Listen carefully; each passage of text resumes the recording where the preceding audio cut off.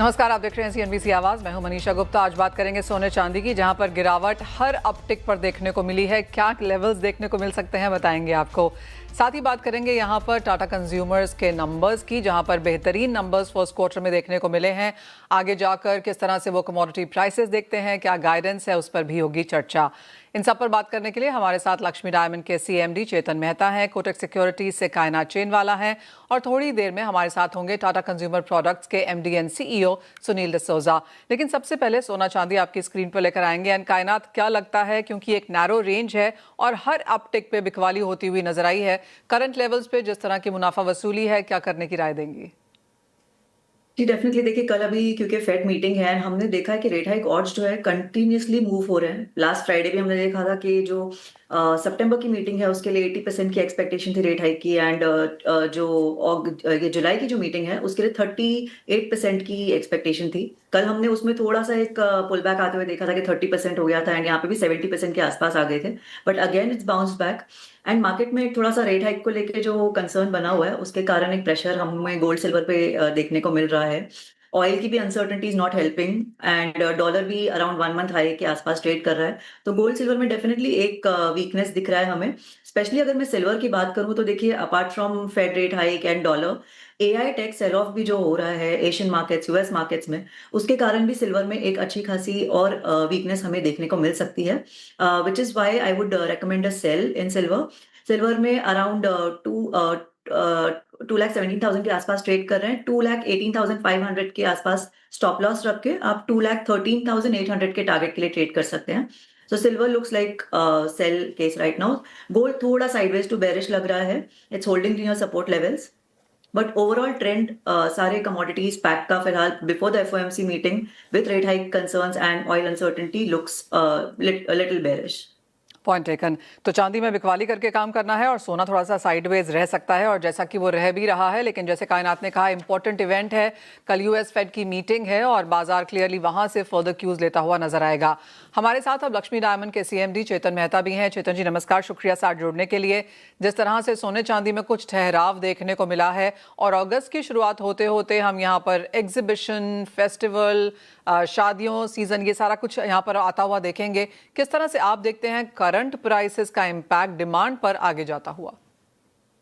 नमस्कार Manisha ji. I think क्योंकि काफी टाइम से हमारी इंडस्ट्री कुछ ना कुछ वजह से जूझ रही थी, और अभी तो अच्छा सीजन आने वाला है, शादी का त्योहार आने वाले हैं, और ऐसे हमारे इंडिया में सबसे बड़ा एग्जीबिशन आईएसएस भी होने वाला है। तो एज ए मैन्युफैक्चरर सब लोगों ने बहुत अच्छी तैयारी की है। प्राइसेस का जो है, अभी तो काफी गोल्ड के प्राइसेस स्टेबल है, 2-3-2.5 महीने से ज्यादा इतने उतार चढ़ाव नहीं हुए हैं। तो इस हिसाब से मुझे लगता है कि अभी क्योंकि 2-2.5 महीने से परचेस बहुत कम थी सब रिटेलर्स के लिए, और मार्केट भी इतना सपोर्ट नहीं कर रहा था, तो अभी सब लोगों ने शो के लिए बहुत अच्छी तैयारी की है। और हम पॉजिटिव हैं कि अभी जो आने वाले 2-2.5 महीने हैं वो इंडस्ट्री के लिए अच्छे होंगे, क्योंकि प्राइसेस भी लगभग स्टेबल हो चुके हैं।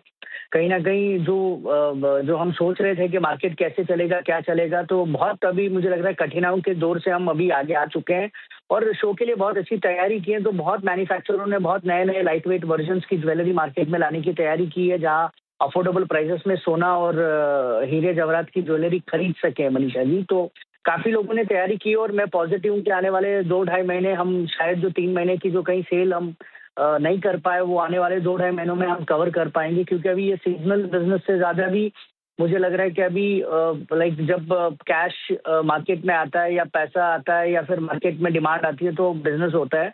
तो अभी ये सीजनल बिजनेस नहीं रहा है। अभी जब जैसे रिक्वायरमेंट है वैसे लोग परचेज कर रहे हैं, ये ऐसा मुझे लग रहा है मनीषा जी। चेतन जी, आपकी किस तरह की तैयारी है? आप इस फेस्टिवल सीजन को कैसे अप्रोच कर रहे हैं? क्या नए लॉन्चेस हम आपसे एक्सपेक्ट कर सकते हैं? क्योंकि मनीषा जी, अभी एक जो बहुत बड़ा एग्जीबिशन आ रहा है उसमें हम एक रीति रिवाज कलेक्शन लॉन्च कर रहे हैं। उसका एक ही मायना है, रीति जो है वो पुरानी चीजें, रिवाज है पुराने, और कहीं ना कहीं जो ओल्ड फैशन है वो अभी हम एक नए इस युग में लेके आ रहे हैं, जहां हम लाइट वेट का कॉम्बिनेशन मॉडर्न टच के साथ और हेरिटेज को कोलैबोरेट करके बना रहे हैं, जो अभी आज ट्रेंडिंग वही चल रहा है।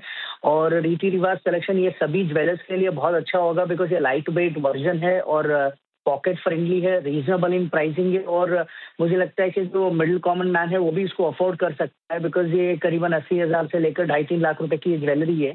तो उसके ऊपर बहुत तैयारी की हुई है, बिकॉज 1 साल से लगभग हम तैयारी करेंगे। जब ये बड़ा शो आता है तो कुछ ना कुछ हम बड़ा लॉन्च करेंगे, पूरा साल हमारे लिए चल सके। तो ये रीति-रिवाज कलेक्शन बहुत ज्वेलर्स के लिए अच्छा होगा, तो ये जब कंज्यूमर के पास जाएगा तो बहुत बेहतरीन इसके रिजल्ट आएंगे, ये मेरा मानना है मनीषा जी। चेतन जी, आगे जाते हुए क्या आपको लगता है प्योर गोल्ड, सबको लगता है कि इन्वेस्टमेंट डिमांड तो आएगी लेकिन ज्वेलरी डिमांड हम पिकअप होता हुआ देखेंगे, तो क्या हम प्योर गोल्ड देख रहे हैं, स्टडेड जिस तरह का फैशन अब निकला है वो आता हुआ देख रहे हैं, डिमांड फिर से यहाँ पर डायमंड की फोकस में है, कैसे देखते हैं आप आगे जाते हुए ट्रेंड्स? लाइट वेट और फ्यूजन हमें समझ में आया, लेकिन ज्वेलरी किस तरह की बिकेगी? ज्वेलरी मैं कहूँ कि आने वाले 10 साल में अगर बोले तो 70 to 80% लाइट वेट की तरफ ही ज्वेलरी ज्यादा बिकेगी। 20% में आपके जड़ाव हो गए या हैवी वेट ज्वेलरी होगी, लेकिन 80% जो है बहुत लाइट वेट ज्वेलरी की डिमांड ज्यादा है, बिकॉज जो प्राइजेस गोल्ड जो इतने हाइक हुए हैं वो सबके लिए अफोर्डेबल नहीं है। लेकिन इसीलिए लोगों ने जो लाइट वेट ज्वेलरी बनाई, और मुझे लगता है आने वाले 10 साल तक ट्रेंडिंग लाइट वेट ज्वेलरी चलेगी। और प्योर की जो बात रही, मुझे लग रहा है प्योर गोल्ड जो पहले लोगों का एक माइंडसेट था कि जैसे वो इतना स्पीड से गोल्ड आगे बढ़ा और लोगों ने सोना खरीदा, अभी जो ये थोड़ा सा गोल्ड स्थिर हुआ है, इस चक्कर में मुझे नहीं लगता कि कोई प्योर गोल्ड के परचेजिंग में इतना कोई इंटरेस्टेड है। अभी बहुत ज्यादा लोग ज्वेलरी की तरफ बहुत ज्यादा मुड़ रहे हैं, बिकॉज कहीं ना कहीं ज्वेलरी पहन सकते हैं। मैंने वो भी पहले भी कहा था कि प्योर गोल्ड जब प्राइजेस हाई हो रहे तो लोगों ने बहुत ज्यादा इन्वेस्टमेंट किया था, but now I think people have बहुत ज्यादा कन्वर्ट हो चुके हैं ज्वेलरी की तरफ। और आने वाले 10 साल में लाइट वेट ज्वेलरी का मार्केट रहेगा मनीषा, और लिए रीजनेबल होता है। और 20% में हमारे जड़ाव और कलरस्टोन और ये ब्राइडल ज्वेलरी होगी, लेकिन 80% रेटिंग बिलो फेडक की ज्वेलरी बहुत ज्यादा चलेगी। Point taken. चेतन जी, बहुत शुक्रिया साथ जोड़ने के लिए, और वो पूरा का पूरा ब्यौरा कि आने वाले 3 महीने, अगला क्वार्टर यहाँ पर किस तरह से रह सकता है ज्वेलरी मार्केट्स के लिहाज से। मेटल्स आपकी स्क्रीन पे लेके आएंगे क्योंकि यहाँ पर अच्छी खासी उठापटक देखने को मिली है। कायनात जिंक तेजी में है, कॉपर एल्यूमिनियम भी यहाँ पर पॉजिटिव में काम करता हुआ। कैसे देखती हैं प्राइसेस यहाँ से? देखिए ये एक थोड़ा सा जिंक में तो हमने कंटिन्यूसली एक अच्छी खासी तेजी आती हुई देखी है। सो एक थोड़ा पॉज लग सकता है, बिकॉज इस वीक में चाइना की पॉलिट ब्यूरो मीटिंग है और वहां पे पॉलिसी को लेके, स्टिमुलस को लेके कोई अगर वहां से कोई अपडेट्स आते हैं तो वो एक सपोर्टिव रहेंगे for prices to again continue higher. या अगर कोई स्टिमुलस नहीं आता तो मार्केट्स को थोड़ा डिसअपॉइंटमेंट होगा, बिकॉज कंजम्पशन साइड पे स्टोरी चाइना में इतनी अच्छी नहीं रही है। ऑल्दो जीडीपी अगर आप देखें तो वो ऑलमोस्ट लाइक फर्स्ट हाफ के लिए हम देखें तो 4.7% के आसपास था, which is in the range that they are expecting for this year, 4.5 to 5% के आसपास। सो ओवरऑल मार्केट्स का ध्यान एक तो फेड मीटिंग पे रहेगा कि वहां पे रेट हाइक होता है या नहीं। If rate hike does not happen even, उसके कारण भी हम एक रिलीफ रैली देख सकते हैं अक्रॉस मेटल्स। और सेकेंड थिंग, ये पॉलिट ब्यूरो मीटिंग, अगर इसमें कोई स्टिमुलस अनाउंसमेंट्स होते हैं जो डोमेस्टिक कंजम्पशन को बूस्ट करते हैं, देन डेफिनेटली एक अच्छी खासी अपटेक यहाँ से हमको देखने को मिलेगी। बट फिलहाल इंट्राडे अगर मैं देखूं तो मुझे थोड़ा सा वीकनेस ही देखने को मिल रहा है। जैसे खास करके एल्यूमिनियम में अगर मैं देखूं तो एली के केस में मुझे फिलहाल यही लग रहा है कि 339 के आसपास प्राइसेस ट्रेड कर रहे हैं। 336 के टारगेट के लिए 341 का एसएल लगा के आप ट्रेड कर सकते हैं। थोड़ा सॉफ्टनेस अभी मेटल्स में आज और कल के सेशन में बनता हुआ मुझे नजर आ रहा है। Same for copper, but copper के लिए एक रेंज रहेगा अराउंड 1315 to 1336 के रेंज में ट्रेड कर सकते हैं। सो एक थोड़ा सा वीकनेस लग रहा है इसमें। एंड फाइनली क्रूड को कैसे देखेंगे आप? क्योंकि second, I got that, crude कैसे देखेंगे आपका, है ना, सेकंड स्ट्रेट डे डिक्लाइन यहाँ पर भी? देखिए क्रूड के केस में ना हमने देखा है कि कंटिन्यूसली सप्लाई डिस्ट्रप्शंस की जगह रिस्क प्रीमियम प्राइस इन हो रहा है, जैसे रिस्क अनवाइंड और प्राइस इन होता है। सो पहले भी यही चीज हुई थी जहां पे कंटिन्यूस एस्केलेशन का साइकिल था followed by D escalation, same यहाँ पे भी हमने देखा है। एंड कंटिन्यूस ऑलमोस्ट लाइक 25-30% की प्राइस इंक्रीज के बाद अभी वहां से ऊपर से हम देखें तो 15-20% का वीकनेस भी आया है। बट अगर आप सिचुएशन, ग्राउंड सिचुएशन देखें तो apart from pause in hostilities बाकी कुछ चेंज नहीं हुआ है। ना कोई कोर जो उनके स्टिकिंग पॉइंट्स है, B it control of Hormuz और ईरान का जो न्यूक्लियर टॉक्स है, उसके ऊपर कोई डिस्कशन उनकी हुई नहीं है। It is just a pause जो 3 दिन से कंटिन्यू हुआ है, जिसके कारण एक ये प्राइस में हमें पुल बैक देखने को मिला है। बट ईरान ने क्लियरली कहा है कि नेगोशिएशंस कुछ भी अभी फिलहाल नहीं चल रहे हैं, विच इंडिकेट्स कि आगे जाके थोड़े वक्त में ये भी हो सकता है कि कुछ भी थोड़ा भी एस्केलेशन हो तो क्रूड प्राइसेस में अच्छा खासा हमें रिबाउंड देखने को मिल सकता है। सो क्रूड में अभी वो अनसर्टेनिटी बनी हुई है, बट आई फील कि बहुत ज्यादा ऑप्टिमिज्म ऑलरेडी प्राइसिंग हो गया है। सो यहाँ से मुझे बस 3 to 5% की मैक्सिमम डाउनसाइड यहाँ से नजर आ रही है इन क्रूड प्राइसेस। Point taken. कायनात, बहुत शुक्रिया हमारे साथ जुड़ने के लिए और उन सभी कमोडिटीज पर अपनी स्ट्रैटेजीज भी देने के लिए। इसी के साथ एक ब्रेक के लिए रुकेंगे, लौटेंगे और लेकर आएंगे टाटा कंज्यूमर्स के मैनेजमेंट को और साथ ही आपको देंगे बॉन्ड स्ट्रीट का ब्यौरा।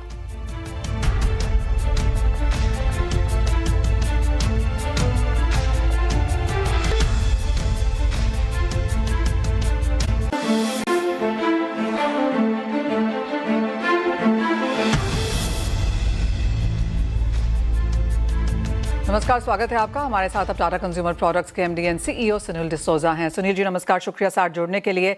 फर्स्ट क्वार्टर के नंबर्स बेटर देन एस्टिमेट्स आए हैं, चाहे वो रेडी टू ईट है, संपन्न है, फूड्स है, टी है, सारे के सारे सेगमेंट्स बहुत बेहतरीन नजर आते हुए। Congratulations on that. FY27 के लिए अब आप किस तरह से मार्केट्स को देखते हैं और क्या ये डबल डिजिट ग्रोथ सस्टेनेबल है? तो फर्स्ट क्वार्टर के रिजल्ट्स हमारे अच्छे थे। 12% टॉप लाइन ग्रोथ, 19% एबिटा और net profit 29%। Even financial parameters में हमने इन्वेंट्री कम करी, वर्किंग कैपिटल कम करी, ROC 1.5% हायर था। एंड जो ग्रोथ था वो अक्रॉस हमारे जितने कैटेगरीज हैं सब में ग्रोथ देखा हमने। चाय में वॉल्यूम ग्रोथ था लेकिन टोटल रेवेन्यू नेगेटिव था क्योंकि हमने दाम गिराए, जैसे चाय के दाम कम हुए। सॉल्ट में 7% ग्रोथ था, Sampann 58%, ready to drink 41%, Capital Foods 40%, Organic India 27%।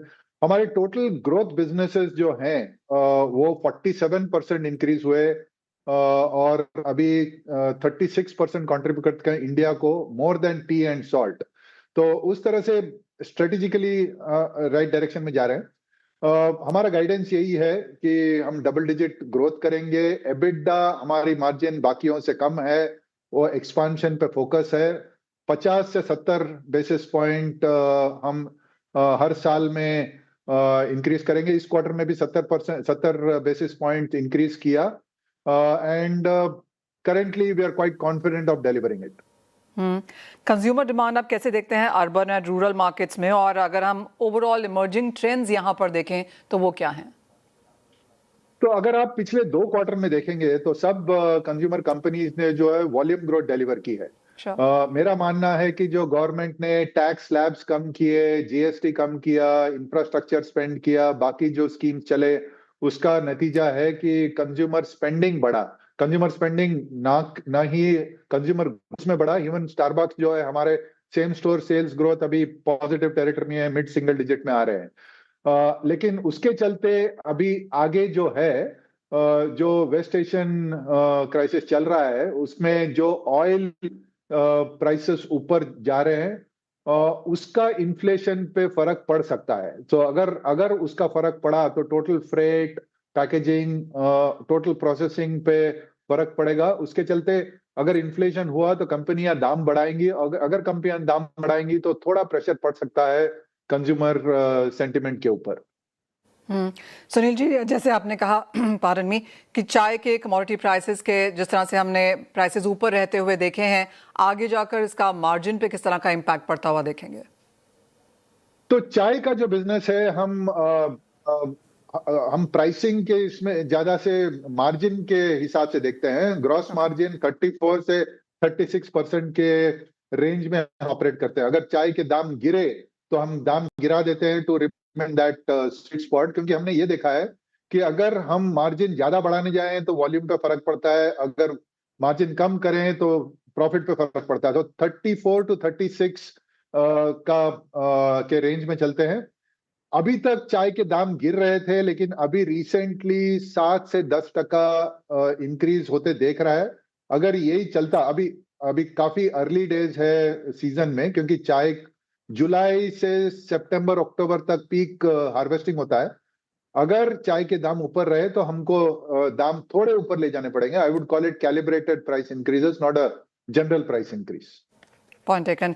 आगे जाकर इनोवेशन, डिस्ट्रीब्यूशन, एक्सपेंशन की अगर बात की जाए तो कहाँ ध्यान है आपका? तो FMCG में 2 या 3 चीजें इंपॉर्टेंट है। एक तो प्रोडक्ट एंड ब्रांडिंग, दूसरा distribution and third innovation. Innovation अच्छी फूड कंपनी के लिए 4 से 5% होना चाहिए इंडिया में। हम उसी में ऑपरेट कर रहे थे। इस क्वार्टर में थोड़ा कम आया क्योंकि पिछले नंबर जो हैं ज्यादा साइकिल कर रहे हैं हम, 3% आया, लेकिन हमने 14 प्रोडक्ट लॉन्च किए इस क्वार्टर में। आगे चलते वो 4 से 5 नंबर तक आ जाएगा, so we are quite confident about that. Distribution में क्रिटिकल पीस ये है कि ओवरऑल जनरल ट्रेड में distribution we are about numeric करीब 4.5 मिलियन आउटलेट्स में है, लेकिन डिस्ट्रीब्यूशन में चैनल शिफ्ट हो रहे हैं rapidly. Indian consumer omni channel बन रहा है, किराना में भी जाता है, क्विक कॉमर्स में भी शॉप करते हैं और मॉडर्न ट्रेड में भी जाते हैं। मॉडर्न ट्रेड हमारा 20% ग्रोथ हुआ है, quick com e com 51% growth हुआ है, जनरल ट्रेड लार्जली फ्लैट रहा है। तो ये चैनल शिफ्ट चलते रहेंगे। हमने ई कॉमर्स और quick commerce I would say ahead of the curve capabilities build किए हैं। आज के डेट में वो 21% कंट्रीब्यूट करते हैं, पिछले साल सेम क्वार्टर में 15% कंट्रीब्यूट करता था, तो वो उसका काफी ग्रोथ हो रहा है। तो जनरल ट्रेड में डिस्ट्रीब्यूशन एक्सपांशन पे फोकस है, लेकिन फोकस ये भी है कि नए चैनल्स में हम आगे बढ़ते रहें। Point taken. सुनील जी, बहुत शुक्रिया हमारे साथ जुड़ने के लिए and many congratulations yet again, बहुत स्ट्रॉन्ग नंबर्स के लिए, बीटिंग एस्टिमेट्स एज वेल, और जैसे आपने कहा आगे की गाइडेंस भी यहाँ पर ऑन द स्ट्रॉन्गर साइड है। एक कंपनी से दूसरी की तरफ, हिंदुस्तान यूनिलिमिटेड HUL की तरफ यहाँ पर चलते हैं, जहाँ पर प्रेस कॉन्फ्रेंस यहाँ पर चल रही है। For us, one is the category has seen 2 years back-to-back inflation, and therefore overall the category has seen a shrinkage in terms of volume as a result of 2 years back-to-back inflation. That is certainly affecting our mass business in soaps. Our premium business, on the other hand, is growing double digits, strong double digits, and we're continuing to have competitive performance in body wash. So we actually think this augurs extremely well as we go forward into the future, and this will continue to be our focus in personal care. Right. And lastly, just if there's a price hike, what will be the quantum of it, given the input costs are not easing anytime? Yeah, again, like I said, it's a volatile situation in which we are. So we will take calibrated price increases in line with the inflation. We always look at it in a very calibrated manner, ensuring that we are giving the right amount of price to consumers, looking at all the elements of our P&L, savings, so that we are able to insulate consumers as much as possible. So if you see, for instance, our June quarter inflation, which we had called out, was around 10%, but we passed on only 5% price increase because we are very conscious of the consumer, because we are obsessively focused on the consumer and therefore protecting the franchise. Therefore, we take all the other actions across the lines of P&L, and thereafter we are passing the calibrated price increases. So we're very conscious of that, and we'll continue to adopt the same strategy moving forward on sequential inflation. If I could just add, I mean, I want to just reiterate what our focus is. Yeah. Our focus is we are obsessed with volume-led revenue growth. And I think that is our core focus, and you will continue to see us ensuring that we calibrate for that. So volume-led over price-led. Hello ma'am, hello sir. आपने जैसे कि कहा कि calibrated price hike होगी और volume led growth देखने को मिलेगी। पिछले क्वार्टर में ऑलमोस्ट 6% की वॉल्यूम ग्रोथ आई थी, इस क्वार्टर में 5% की है। तो ये अज्यूम करना कि आने वाले 3 क्वार्टर में 5 to 6% वॉल्यूम ग्रोथ नॉर्मल रहेगी और जो रेवेन्यू में ग्रोथ दिखेगी वो ज़्यादा वैल्यू ड्रिवन होगी। हम आगे की गाइडेंस नहीं देते हैं, मगर हमने ये गाइडेंस दिया है कि फुल ईयर 27 फुल ईयर 26 से बेहतर होगा।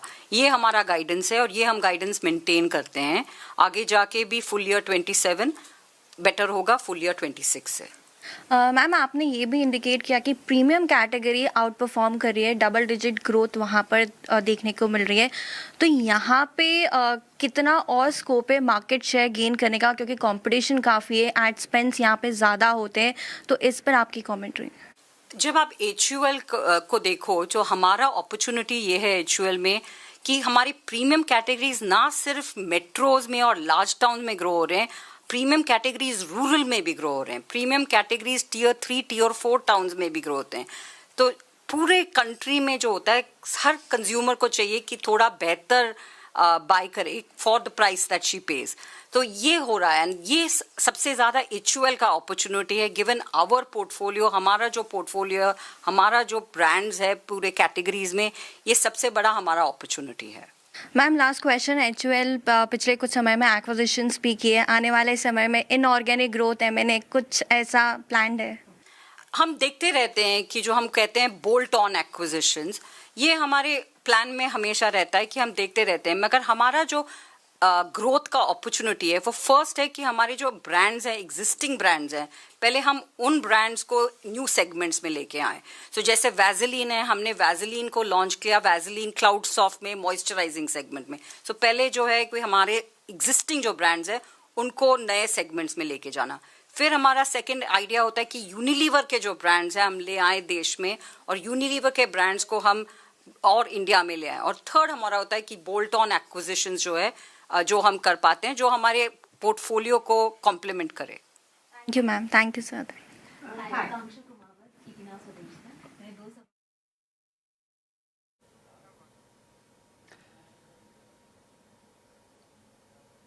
ऑलराइट, तो वो HUL के नतीजे हैं जहां पर CNBC आवाज के सवालों का जवाब देती हुई मैनेजमेंट जो हमने आपके लिए यहां पर प्रोड्यूस किया। लेकिन इसी के साथ अब बात करेंगे बॉन्ड स्ट्रीट की। CNBC आवाज and India bonds present bond street. Bonds की अगर बात की जाए तो ये दूसरा लगातार ऐसा दिन है जहां पर बॉन्ड्स में तेजी का दौर जारी है। कच्चे तेल की जिस तरह की गिरावट है उसका पूरा फायदा मिलता हुआ नजर आया। कच्चे तेल में ना सिर्फ हमने 100 के नीचे भाव आते हुए देखे, 90 भी टूटता हुआ नजर आया और 88 के नीचे फिलहाल कच्चा तेल कारोबार कर रहा है। रुपए में मजबूती है, इंडियन इक्विटी मार्केट्स हल्की सी तेजी में है जिसका पूरा फायदा यहाँ पर मनी मार्केट्स भी उठाते हुए नजर आए। कारोबार की बात की जाए तो 5 साल की मैच्योरिटी वाले बॉन्ड्स में सबसे ज्यादा एक्टिविटी बनते हुए नजर आई है और वो कंपनीज जहां पर सबसे ज्यादा ट्रेड्स हैं वो है हुडको, पावर फाइनेंस, AB फाइनेंस और साथ ही साथ IIFL फाइनेंस में अच्छी ट्रेडिंग बनते हुए नजर आई है। टाटा पावर रिन्यूएबल एनर्जी के बॉन्ड्स में भी यहां पर अच्छी ट्रेडिंग है। सोमवार को प्राइमरी मार्केट में करीबन 3,150 करोड़ के यहां पर बॉन्ड इश्यू हुए हैं। जहां तक PSU बैंक्स की बात है, ये विदेशी बाजार से फंड जुटाने की योजना बनाते हुए नजर आए हैं। तो एक्सटर्नल बोरोइंग हमने पब्लिक सेक्टर यूनिट्स में यहां पर आते हुए देखी है। लेकिन प्राइवेट बॉन्ड इशुएंसेस की जहां पर बात है, कल जितना ये आज हैपनिंग नहीं है, लेकिन 3-4 कंपनीज आज भी हैं जो अपने बॉन्ड्स आज लेके आ रही हैं यहाँ पर। इसमें आई फाइनेंस है जो 2.2 बिलियन जुटाना चाहते हैं, 2 साल की मैच्योरिटी वाले बॉन्ड्स लेकर ये बाजार में हैं। सैटिन फिनसर्व 850 मिलियन जुटाना चाहते हैं और फिनकर्व फाइनेंशियल 260 मिलियन के लिए बिड्स कलेक्ट कर रहे हैं। ये आज बाजार में सभी की सभी कंपनीज मौजूद हैं। आगे जाकर बाजार का फोकस कहाँ होगा वो भी आपको बता देते हैं। आज यहां पर 7 राज्य हैं जो 181 बिलियन के लिए बॉन्ड्स इशुएंस यहां पर करेंगे। साथ ही यहां पर US फेड की 2 दिन की बैठक आज से शुरू हो जाएगी जिसका अनाउंसमेंट हम कल आता हुआ देखेंगे। और इसके अलावा अगले हफ्ते RBI की मॉनेटरी पॉलिसी मीटिंग है। तो ये 2-3 इवेंट्स हैं जहां से मनी मार्केट अपने क्यूज लेता हुआ नजर आएगा। CNBC आवाज and India bonds present bond street.